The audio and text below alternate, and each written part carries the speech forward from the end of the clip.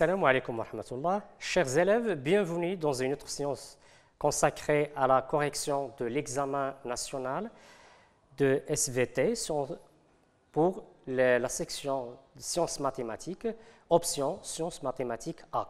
Et rappelez-vous, on a déjà commencé la correction de la première partie de restitution des connaissances. La deuxième partie, juste on a commencé l'exercice, juste la première partie de l'exercice 1. Maintenant, on va continuer la partie 2 de l'exercice 1. Et on commence par la lecture. Pour étudier le mode de transmission de quelques caractères héréditaires non liés au sexe, on réalisait le croisement de deux variétés de plantes du pois de senteur. La première à fleurs pourpres et grains de pollen lents. La seconde à fleurs rouges et grains de pollen ronds. Les deux variétés sont de ligne pure. On obtient en F1, la première génération, une génération constituée uniquement de plantes à fleurs pourpres et grains de pollen longs. La troisième question, que peut-on déduire à propos des résultats obtenus en F1? Justifiez votre réponse. Quatrièmement, à l'aide d'un échiquier de croisement, donnez les proportions des phénotypes attendus lors du croisement des hybrides F1 entre eux selon la troisième loi de Mendel, loi de la ségrégation indépendante des caractères. Et il nous donne une indication, utilisez les symboles suivants. Grand R et petit r pour les allèles du gène responsable de la couleur de la fleur. Grand L, petit l pour les allèles du gène responsable de la forme des grains de pollen. Donc ici, on suit la transmission de combien de caractères? De caractères héréditaires. Notez, on va commencer par la question 3. Que peut-on déduire à propos des résultats obtenus en F1? Justifiez votre réponse. Maintenant, pour répondre à cette question, chers élèves, on a besoin de revenir à ce croisement. Notez bien, c'est important, les deux variétés sont de ligne pure. On a croisé entre des plantes à fleurs pourpres et grains de pollen longs, plantes à fleurs rouges et grains de pollen ronds. F1 constitue uniquement de plantes à fleurs pourpres et grains de pollen longs. Qu'est-ce qu'on peut dire, chers élèves? Ici, on traite combien de caractères? Donc, la couleur et aussi la forme, la couleur des fleurs et la forme. Donc, bien évidemment, il s'agit de dihybridisme. On parle de dihybridisme, c'est ce qu'on note. Croisement entre deux variétés de pois qui diffèrent par deux caractères, couleur des fleurs et forme des grains de pollen, et il s'agit de cas de dihybridisme. Deuxièmement, qu'est-ce qu'on observe? On a dit aussi qu'il a donné F1 constitué uniquement de plantes à fleurs pourpres et grains de pollen longs. C'est-à-dire, la première loi de Mendel, il est respecté. Donc, il est vérifié. Donc, on note que les parents sont de ligne pure. F1, il est uniforme. On a obtenu un seul phénotype pour les deux caractères. Vérification de la première loi de Mendel. Qu'est-ce qu'on peut tirer aussi comme déduction à partir de ce croisement? Notez bien qu'on a ici des fleurs pourpres et grains de pollen longs. Et donc, ce qui est pourpre, il est dominant. Donc, le caractère pourpre, il est dominant sur rouge et de grains de pollen longs, dominant sur rond. Donc, il y a une dominance absolue. L'allèle responsable de la couleur pourpre est dominant et on note grand R. Et l'allèle responsable de la couleur rouge, il est récessif et on note petit r. Ça concernant le premier caractère. Deuxième, pour la forme, l'allèle responsable des grains de pollen longs, il est dominant, on les symbolise grand L, et l'allèle responsable des grains de pollen rond, on note petit l. Passons maintenant, chers élèves, à la quatrième question. Qu'est-ce qu'il dit la question? Il faut bien lire la consigne. À l'aide d'un échiquier de croisement, donner les proportions des phénotypes attendus lors du croisement des hybrides F1 entre eux selon la troisième loi de Mendel. C'est la loi de ségrégation indépendante des caractères. Qu'est-ce qu'il dit la loi? Le cas de l'indépendance. Les deux gènes sont indépendants. Et donc, pour répondre à cette question, donc on a besoin de quoi? De faire une interprétation chromosomique. Et rappelez-vous, pour l'interprétation chromosomique, on commence par les phénotypes, puis les génotypes. Notons, on commence par les phénotypes. On a croisé entre des F1. On a dit qu'à fleur pourpre et à grain de pollen long, grand R, grand L, et F1, grand R, grand L, sont des hybrides. Maintenant, pour le génotype, à votre avis, ici, il faut bien respecter, on est dans le cas de ségrégation indépendante, c'est-à-dire on suppose que les deux gènes sont indépendants, et donc nous devons tenir en compte ça. Il y a pas mal de copies de l'examen, on trouve qu'il y a des problèmes. Les élèves n'arrivent pas à répondre à cette question, vu qu'ils mélangent entre deux gènes indépendants et deux gènes liés. Il faut faire attention. S'ils sont indépendants, dans l'interprétation, il faut séparer les deux gènes. Notons bien, grand R, 2/ petit r, espace, grand L, 2/ petit l, sont indépendants. La même chose, même individu, même type d'individu, grand R, petit r, 2/, grand L, 2/ petit l. Après, en passant aux gamètes, bien évidemment. Combien va donner de gamètes? Normalement ici, donc il y a 4 gamètes différents. Et puisqu'on a ici la ségrégation indépendante, ils vont avoir les mêmes proportions, à savoir 25%, 25% grand R petit l, 25% petit r petit l, 25% grand R grand L. La même chose pour le deuxième individu. Chacun produit 4 gamètes différents à proportions identiques. Après, on passe à la fécondation. Et puisqu'on a 4 types de gamètes pour chaque individu, donc nous devons établir, construire ce qu'on appelle l'échiquier de croisement. Notez bien, comment faire pour l'échiquier de croisement? Regardons, il y a ici 5 colonnes. Donc, pour la première colonne, donc, on note ici les gamètes d'un individu, d'un sexe, et pour l'autre sexe, les 4 autres gamètes. Et on relaie entre les gamètes. On note aussi les fréquences. 1/4 pour chaque gamète, aussi 1/4 pour chaque type de gamète, et on fait les croisements, on trouve, on multiplie 1/4 fois 1/4, 1/16. Grand R, c'est R sur grand R, grand L sur grand L. Et notez bien, espace, toujours, les deux gènes sont indépendants. La même chose, deuxième case, petit r et grand L, avec grand R, grand L. Donc on note grand R, petit r, et on note aussi grand L,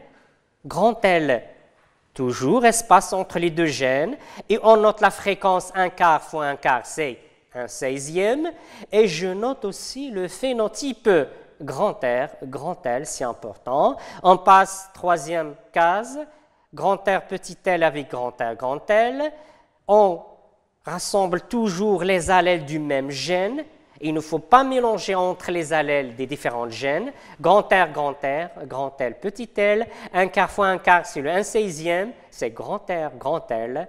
La même chose pour petit r, petit l, grand R, grand L. On obtient grand R, petit r, grand L, petit l. De la même façon, on continue, on essaie de compléter le tableau.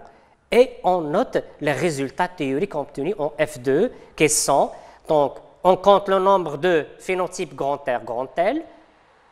Ici, on a 9, donc c'est 9/6e grand R, grand L. On note pour petit grand R, pour petit r, petit l, on a 3/16e. Et on note pour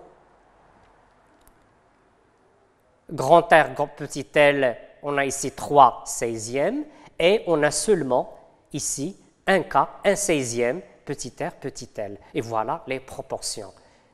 Mais maintenant, on passe, chers élèves, à la 5e question. On continue. Afin de mettre en évidence l'exception de la 3e loi de Mendel, on exploite les travaux de Badesson et Panette réalisés en 1900. Ces derniers ont laissé se produire les hybrides de F1 entre eux. On veut confirmer, est-ce qu'il s'agit de deux gènes indépendants ou liés? Le tableau ci-dessous représente les résultats en F2. Qu'est-ce que vous observez? donc fleurs pourpres et grains de pollen long, on a obtenu 4 phénotypes. Voilà le nombre des individus, mais regardons les proportions. C'est 69%, 5%, 5%, 19,29%. Est-ce qu'il s'agit des proportions de 9 16e, 3 16e, 3 16e, 1 16e? Non. Donc, on note que les résultats obtenus par Panett et Patisson ne sont pas conformes aux résultats théoriques selon la 3e loi de Mendel, parce que ces proportions diffèrent des proportions de 9 16e, 3 16e, 3 16e, 1 16e. Qu'est-ce qu'on peut déduire? Donc, il n'y a pas, les résultats ne sont pas conformes. Et donc, est-ce que les deux gènes sont liés? Est-ce que les deux gènes sont indépendants? Non. Donc, on dit que les deux gènes étudiés sont liés. La couleur des fleurs et la forme des grains de pollen, ces deux gènes sont liés. Maintenant, chers élèves, on passe à l'exercice 2. Le deuxième exercice, rappelez-vous, portant sur la génétique humaine. Il nous donne un arbre généalogique. Et notez, il faut toujours commencer par la lecture de l'énoncé. La myopathie de Duchenne est une maladie héréditaire liée au sexe. Elle débute dès l'enfance et se traduit par la dégénérescence progressive des fibres musculaires, muscles squelettiques et muscles respiratoires. Elle aboutit généralement à la mort avant la puberté. Le document 1 représente l'arbre généalogique d'une famille où s'exprime la myopathie de Duchenne. Notez bien, dans l'énoncé, c'est une maladie héréditaire liée au sexe. Il nous a donné dès le départ une indication concernant la transmission des caractères héréditaires. La première question, en exploitant les données de l'arbre généalogique, A. Déterminer le mode de transmission de cette maladie. Justifiez votre réponse. La deuxième question, B. Donnez les génotypes des parents 2,6 et 2,7, puis montrer que l'apparition de la myopathie chez la fille 3,9 est imprévisible. Utilisez grand 1 pour l'allèle dominant et petit 1 pour l'allèle récessif. On va commencer, chers élèves, notre correction par la première question. Déterminer, en exploitant les données de l'arbre généalogique, déterminer le mode de transmission de cette maladie. Justifiez votre réponse. Donc, pour répondre à cette question, chers élèves, donc, on revient sur le document et voyez-vous, on a essayé cet arbre généalogique pour chercher le mode de transmission. Donc, pour déterminer le mode de transmission, il s'agit de déterminer est-ce que l'allèle responsable de la maladie est dominant ou récessif, est-ce qu'il est porté par un chromosome sexuel ou non, s'il est porté par un chromosome sexuel, est-ce qu'il est porté par un chromosome X ou Y. On commence par le mode concernant est-ce qu'il est dominant ou récessif. Pour déterminer est-ce qu'il est dominant ou récessif, on repère dans l'arbre généalogique quoi? Donc, on repère des parents. Donc, si on trouve des parents sains, on donne un enfant malade, un enfant malade, on dit que l'allèle responsable de la maladie, il est récessif. Si on trouve des parents qui sont malades, on donne un enfant sain, où la maladie touche ou affecte toutes les générations, on dit que l'allèle responsable de la maladie, il est dominant. Et dans notre cas, voyez-vous que l'arbre généalogique, dans l'arbre généalogique, il y a des parents 1, 1, 1, 2, sont sains et on donné un garçon de 5 qui est malade. Donc, l'allèle responsable de la maladie, il est récessif. On note ça. Puisqu'un couple normal a donné naissance à un enfant malade, le gène responsable de la maladie, de la myopathie, est récessif. Maintenant, est-ce qu'il est porté par un chromosome sexuel? En revenant sur l'énoncé, on a déjà vu que la maladie, ils ont cité que la maladie, il est porté par un chromosome sexuel, il est porté par un chromosome, donc il est lié au sexe, la maladie héréditaire est liée au sexe, et il nous reste seulement est-ce qu'il est porté par un chromosome X ou un chromosome Y. Donc, voyez-vous dans l'arbre généalogique, on voit que la maladie touche aussi la fille 3,9, puisqu'il touche les garçons, affecte les garçons et les filles. Donc, la maladie, il est porté par un chromosome sexuel. Aussi, on peut parler les garçons issus d'un issu d'un père qui est sain. Donc, regardons ici. Donc, la maladie chez les garçons, un garçon qui est malade, alors que son père, il est sain. Ça veut dire quoi? Il n'est pas porté par Y, donc il est porté par un chromosome sexuel. Maintenant, on passe, deuxième question B, donner les génotypes des parents 2,6 et 2,7, puis montrer que l'apparition de la myopathie chez la fille 3,9 est imprévisible. Dans un premier temps, on va essayer de donner le génotype de parents. Donc, les génotypes, on détermine les 2 allèles pour chaque individu. Donc, puisque la maladie est portée par un chromosome sexuel X, et on va déterminer, puisque ici grand M pour l'allèle dominant, donc l'allèle dominant ici c'est normal, c'est grand M, donc c'est petit M, grand M c'est pour l'allèle normal, et petit m qui est récessif c'est pour la maladie. Donc, revenons sur ici, pour la fille, pour les parents 2,6 et 2,7, donc 2,6 ici, c'est une mère qui est, comment il est saine, normalement saine, il est soit X grand M, X grand M, X grand M, c'est-à-dire les 2 allèles qui sont normaux, soit un allèle normal et un allèle récessif responsable de la maladie, soit homozygote, soit hétérozygote. Mais voyez-vous dans cet arbre, regardons les enfants. Donc, je dois repérer l'un des enfants qui est malade. Regardons, il a donné des enfants, donc ici, un garçon qui est malade. Donc, normalement, il a hérité l'allèle responsable de la maladie. C'est-à-dire, cette mère, il possède l'allèle responsable de la maladie, et puisqu'il est normal, donc évidemment, on dit qu'il est hétérozygote. Donc, la mère de 6, mère saine, a donné un garçon sain, un garçon malade, donc son génotype, il est hétérozygote, X grand M, X petit m. Il a donné un garçon, c'est un garçon ici qui est malade. Maintenant, concernant le chromosome, est-ce qu'il est porté par un chromosome? Donc, il est lié au sexe. Quel chromosome? Aussi pour le génotype du père, il est normal, donc c'est X grand M qui est normal, Y. Pour le gène responsable de la maladie, il est récessif et porté par le chromosome sexuel X. Pour qu'une fille soit malade, il doit être homozygote pour l'allèle muté. Donc, cela veut dire qu'il doit recevoir une version de cet allèle. On veut montrer l'apparition de la myopathie chez la fille 3,9 est imprévisible. La fille 3,9, il est malade. Normalement, sa mère, il va hériter l'allèle responsable de la maladie. Mais son père, il est normal, normalement. Est-ce qu'il contient l'allèle qui est responsable de la maladie? Non. Et comment peut-on expliquer cette fille? Donc, la maladie de la fille, il est imprévisible, car il doit, pour qu'il soit malade, il doit, donc normalement, un allèle responsable de la maladie doit être hérité de son père. C'est ce qui était expliqué ici. Pour qu'une fille soit malade, il doit être homozygote pour l'allèle muté. Cela veut dire qu'il doit recevoir une version de cet allèle de son père, alors que l'arbre généalogique, son père, il est sain et donc il est imprévisible, c'est-à-dire qu'il y a une anomalie au niveau, un problème au niveau chez cette fille dans la carte chromosomique. Et on va continuer pour chercher la cause de la myopathie chez la fille.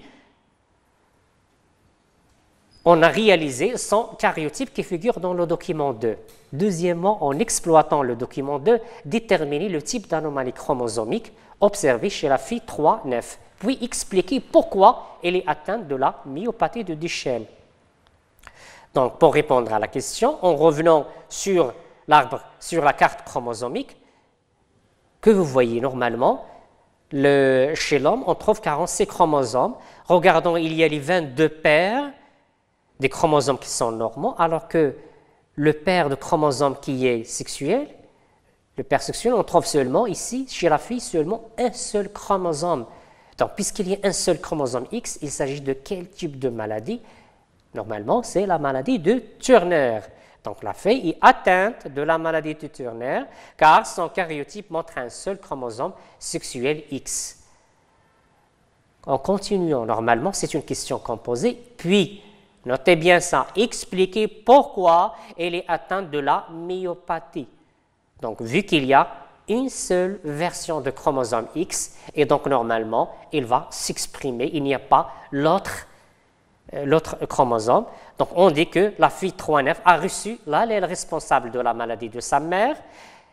Il n'a pas reçu le chromosome sexuel X-M de son père à cause d'une anomalie chromosomique, ce qui a permis de favoriser l'apparition de la maladie, car il y a seulement une seule version qui a été exprimée, d'où l'apparition de la myopathie chez cette fille. On arrive à terminer l'exercice 2.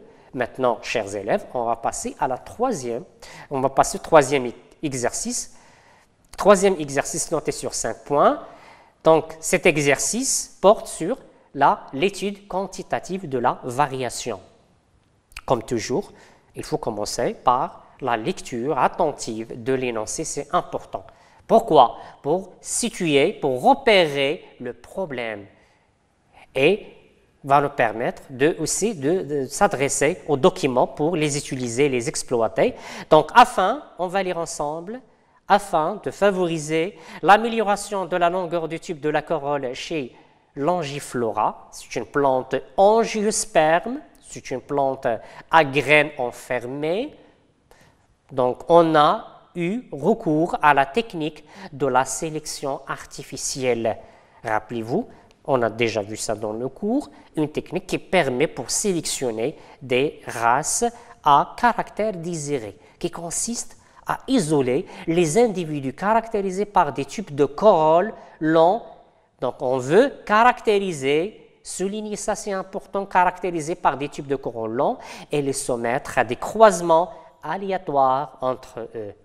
Pour mettre en évidence l'efficacité de cette sélection, on propose l'étude des données expérimentales suivantes. Notez bien ça, pour mettre en évidence l'efficacité de cette sélection.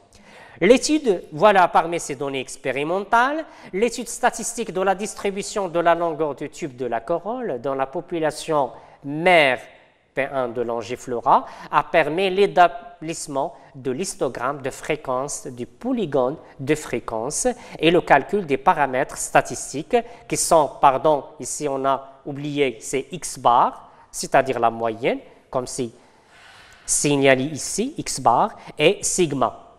Voyez-vous le document ci-dessous qui représente les deux paramètres statistiques et aussi la distribution, l'histogramme et ce qu'on appelle le polygone de fréquence pour la population P1. Et voyez-vous le schéma qui illustre la corolle et voilà, longueur, c'est entre ces deux limites. On continue. Donc, ce qui est demandé ici, en exploitant le document ci-dessus, déterminez le type de variation étudiée, décrivez la distribution de fréquences dans cette population, qu'en déduisez-vous? On continue, les individus caractérisés par des types de corolle dont la longueur est égale ou supérieure à 79 mm sont isolés et croisés entre eux au hasard. On a obtenu de ces croisements une population P2, que vous voyez la distribution, la moyenne des classes en millimètres et le nombre d'individus. Ce qui est demandé en deuxième question, calculer la moyenne arithmétique et l'écart type de cette distribution, utiliser un tableau d'application pour calculer ces paramètres. Et on donne x bar, la formule, et la formule de sigma. Troisième question, comparer les paramètres statistiques x bar et sigma des deux populations P1 et P2, qu'en déduisez-vous à propos de l'efficacité de la sélection artificielle effectuée? On va commencer la correction. On va répondre à la première question. En exploitant le document ci-dessus, déterminer le type de variation. Donc, voyez-vous, il s'agit de quel type de variation ici? La variable, quelles sont ses valeurs? Donc, il y a plusieurs valeurs, on les classe. Donc, on a classé en 10 classes. Donc, sont regroupées en classes. Dans quel cas on regroupe? Dans quel type de variable? Bien évidemment, il s'agit d'une variable qui est continue. Elle prend toutes les valeurs. Vu le nombre, une infinité de ces valeurs, on les regroupe en 10 classes. Et on dit, voilà, il s'agit d'une variation continue parce que la longueur de tube de la corolle peut prendre toutes les valeurs. C'est pour cela qu'on dit qu'il s'agit d'une variation continue. Maintenant, on va passer à la deuxième question. Décrivez la distribution des fréquences dans cette population. Qu'en déduisez-vous? Regardons ici cette distribution. À quoi sert le polygone de fréquence? nous permet de dégager les modes. Regardons ici le polygone de fréquence ici. Combien de modes? Il y a un mode ici et deuxième mode. Donc il y a un mode que vous voyez à peu près à 40, à 64 et aussi à 70 mm. Rappelez-vous, le mode, c'est la valeur de la variable qui se caractérise par un effectif élevé. Donc il y a ici deux modes. Donc le polygone de fréquence montre deux modes. Le premier à 64 mm et le deuxième à 70 mm. Donc il y a un grand écart entre les valeurs de la longueur du tube de la colonne et la moyenne arithmétique. Regardons ici, la moyenne c'est 70. Notez bien ça. Donc c'est la moyenne et on trouve que les valeurs se trouvent loin de la moyenne, donc sont ici se trouvent dispersées. Et qu'est-ce qu'on peut dire? On déduit, puisqu'il est plurimodal, que la population elle est hétérogène. Maintenant, on passe à la deuxième question. La deuxième question, c'est calculer la moyenne arithmétique et l'écart type de cette distribution que vous voyez ici. Il nous a donné une deuxième population P2 et voilà la distribution en appliquant les formules données dans l'exercice. Donc, on va essayer de répondre à la question. Donc, ce qui est demandé, c'est calculer la moyenne arithmétique et l'écart type de cette distribution. Et notez bien ça, le mot en gras ici, utiliser un tableau d'application pour calculer ces paramètres. On va commencer pour la moyenne arithmétique. On se rappelle de la formule, x bar égale l'ensemble de 1 jusqu'à i de fi fois xi. La fréquence est la valeur de la variable sur l'effectif total de la population. Donc pour cela, je dois élaborer un tableau que vous voyez ici. Ce tableau constitué d'un ensemble de colonnes. La première colonne, c'est le centre de classe. Deuxième colonne, on note la fréquence. Fi, xi moins x bar au carré et la fréquence fois xi moins x bar au carré. Donc, pour nous, la moyenne arithmétique, c'est seulement ce qui nous intéresse pour pour calculer la moyenne, c'est seulement la colonne de fi, xi. Donc, je dois faire les calculs.